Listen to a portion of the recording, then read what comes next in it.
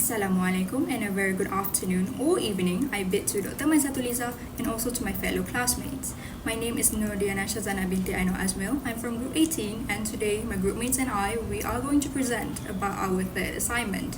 This task is called Scenic Bliss, which is a canvas painting activity. First, I will be explaining about the purpose. So the purpose of this activity is to actively connect and bridge students' abilities in both existing reading and grammar skills in L1, which is Bahasa Melayu, while also improving their current capabilities in L2, which is English. Moving on, the target audience.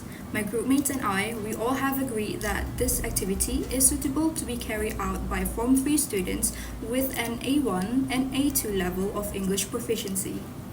Lastly, I am going to explain briefly on how the students are going to carry out this activity.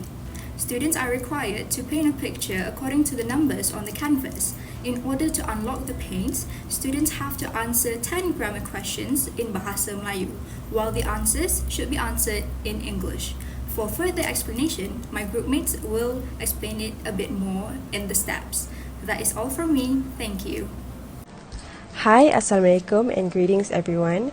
My name is Nur Amira Sofia and I will be presenting the first few steps of our activity.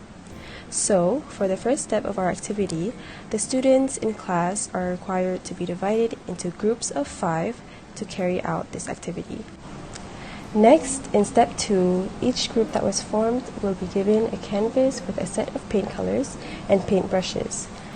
Hence, on the canvas given, there is an unidentified picture related to a scenery of nature.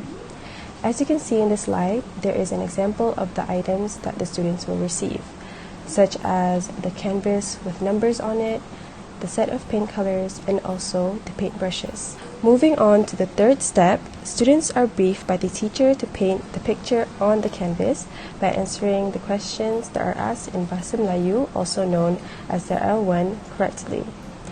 That is all from me. I will pass the floor to the next presenter. Assalamualaikum and a very good day to Dr. Maizatuliza and my fellow course mates. My name is Hanis Hazwani and I will continue with the next step, which is step 4. For step 4, teacher will start by distributing worksheet to every group. The worksheet contains a list of multiple choice questions in L1 that relates to the number on the canvas. There will be 10 colors in total, which means there will be 10 questions for the students to answer. Here is an example of the 10 questions that we will ask during the activity, where the questions are asked in their L1 and they will need to answer in L2. Moving on, step 5, teacher will also distribute an answer sheet that includes the answer for each color in L2, which is English. Therefore, if the student answered the question incorrectly, the painting would not match the supposed outcome. For example, for question 1, if they answered the letter A, the color will be blue. B will be green, C will be yellow, and last but not least, D will be pink. Here is an example of the answer sheet that the students will receive, where they will get to identify what color they need to use after answering each question. The sixth step is the teacher discusses to the students about translating their work, where she highlights the value of the skills and differentiate between literal translation and translating for understanding. In this activity, we will be using cognitivism theory, where it will help students in exploring and comprehending how ideas are linked.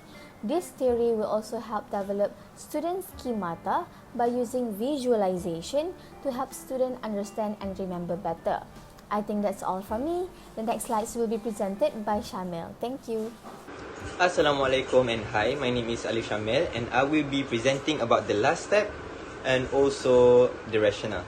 So for the last step, the 7th step is the teacher should observe common mistakes and design short lessons to tackle prevalent challenges, such as lack of understanding about agreement between singular or plural nouns and pronouns. So the theory that we are using here is cognitivism, which means they are combining the acquisition of knowledge and skills with the ability to apply information to new situations. Moving on to the rationale.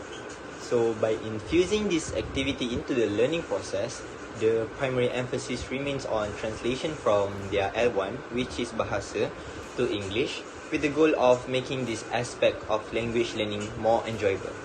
The incorporation of colours serves as a visual aid to reinforce grammar rules during translation exercises. We think that this activity would be really helpful for Form 3 students with an A1 level of English proficiency to make their learning process more fun and engaging. As you all know, learning how to translate a text from their L1, which is Bahasa, to English or vice versa, while focusing on grammar, could be a little challenging for them. Hence, this idea could hopefully help them understand that learning English can be also fun at times. This approach encourages learners to apply and understand grammar concepts in real-world context, creating an engaging and fun experience that enhance their translation skills. That's all from us. Thank you.